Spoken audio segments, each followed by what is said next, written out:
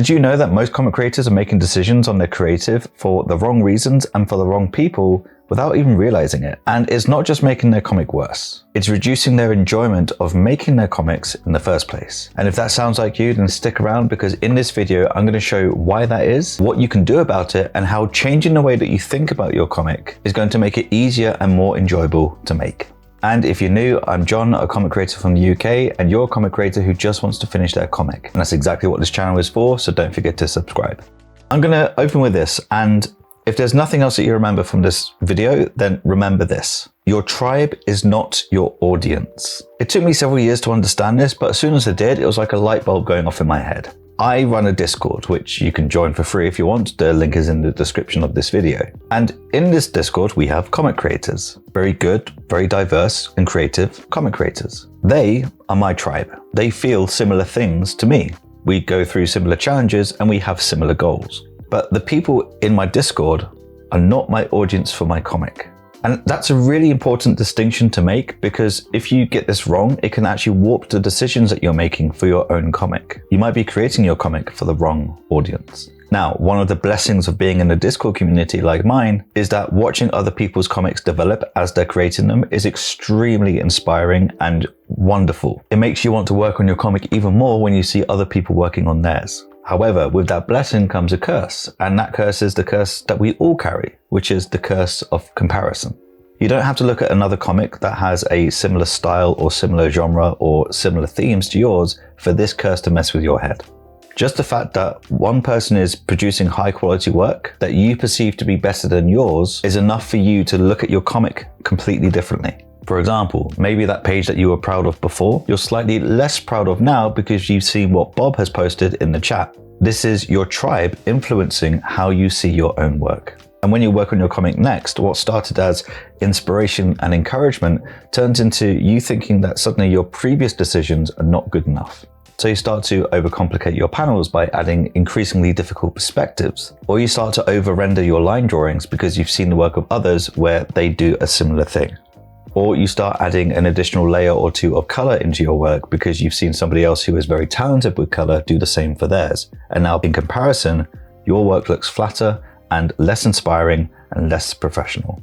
A lot of the time you do these things without even really noticing. It's the nature of the curse. So what can you do about it? Well, first, you need to have a little bit of responsibility here. You can't necessarily be responsible for how you feel, but you can be responsible with how you react to how you feel. So if you look at somebody else's work, particularly if you're more intimate with that person within a Discord setting, for example, compared to a stranger online, and you start to make different choices for your own comic based on what they're doing or based on how you're interpreting their work, stop yourself. That is your responsibility. You may feel the need and the urge to change your style or change the way that you approach comics because you're comparing your work to other people's. Do not act on it. When you started your comic, see that vision through to the very end. Don't chop and change things just because someone else is doing something different or, in your opinion, better. Now, if you want to improve your craft by studying other people, that's fantastic. But that's a separate thing to what we're talking about here.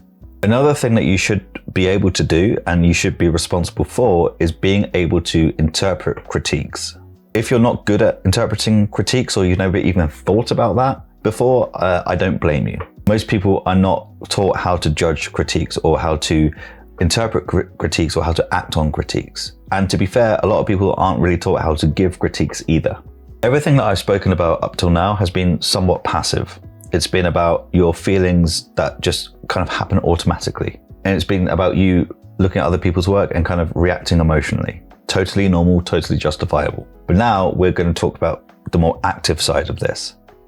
Critiques. These are things that you can actively do that will stop you from changing your mind all the time and being really indecisive about your own creative decisions. It will also help you not judge your own creative decisions too harshly, especially when you're comparing your work to your peers. So, critiques. These are very, very important for your development. They're very, very important for you to improve and for you to progress. But how do you interpret a critique when you're asking for feedback? What do you do if your contemporaries tell you to change X, Y, and Z about your panels or pages? And what happens when multiple critiques contradict each other? This is not easy, and this is probably a video topic that is deserving of its own spotlight, its own video. So let me know in the comments if you want me to make that. But as a guideline for the sake of this video, this is how you should handle critiques from your contemporaries. First, if you've asked multiple people for a critique on a panel or a page or a scene or whatever, and you notice a pattern or you notice consensus, then treat that as close to the objective truth as possible. For example, if you show a page to 3 or 4 people and they all say that your poses are quite stiff, your poses are probably quite stiff. So it's worth looking out for patterns in what people say. If you're noticing a pattern, it's probably true. Second, and this goes for people giving critiques as well, the purpose of the critique is to provide options to the person you are giving a critique to. The purpose of a critique is not to make you, the critiquer, feel better. The purpose of the critique is not to make you, the critiquer, feel like you know everything or that your ego is being stroked.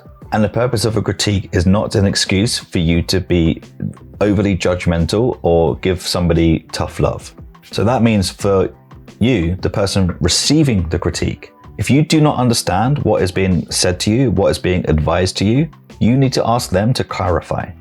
Because if you do not understand what the advice is and what the advice means and how to act on it, the critique is useless to you. Now, obviously you need to do this in a polite way and a kind way. We don't want to be combative or defensive, but the ultimate goal for a critique for both sides is to provide clarity and to provide options for different solutions to various problems.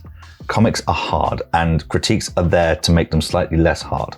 That's what they should be there for. Critiques should be a positive thing, but they have a negative reputation for various reasons, and I'm happy to go into those in a different video. Now, finally, when it comes to critiques, know this: you don't have to act on them. It's your comic at the end of the day. So if somebody is giving you advice or telling you that this is going to be better or that is going to be better, and you're just not vibing with it, don't do it. It's your comic. Even if your decisions are the wrong ones or their decisions are the right ones, it doesn't mean that you have to choose one or the other. You choose whichever makes sense to you. It's your comic. Here's another thing that you need to be aware of. And this is something that I wish I was aware of more when I was slightly younger. Just because somebody is technically better than you or they're further along and more established in their career than you, doesn't automatically mean that they are correct. I like to think about this in the same way as football managers. Some of the greatest footballers who have ever lived often go into management and they make really poor managers. And that's because it's a different skill set. It's one thing applying your talent and your skills and your experience to yourself. Is a different skill set entirely to take all of your learnings and all of your experience and put them on somebody else. So just because somebody is better than you or more experienced, more tenured than you, doesn't mean that they're going to give you advice that is going to be suitable for you as an individual. So just always keep that in mind as well. You don't always have to say yes. Now, with all of this in mind, you can and should start thinking about your comic process a little bit differently. Remember that your contemporaries and your audience are two different people. And so the things that you're overthinking and the things that other people are pointing out, your audience may not even notice those things. So try not to be too obsessive over the small stuff and trust that your audience will either not notice or they will forgive you because they are fans of the work. It's much better to have a comic that is completed, that has a chance to find its audience, than a comic that you're constantly tinkering with until it's perfect for an audience, but it never arrives to that audience. So, ask for critiques with the goal of clarity. Remember that your contemporaries are not your audience and that their advice, although very useful and very good most of the time, isn't always automatically correct for you. And start trusting yourself more.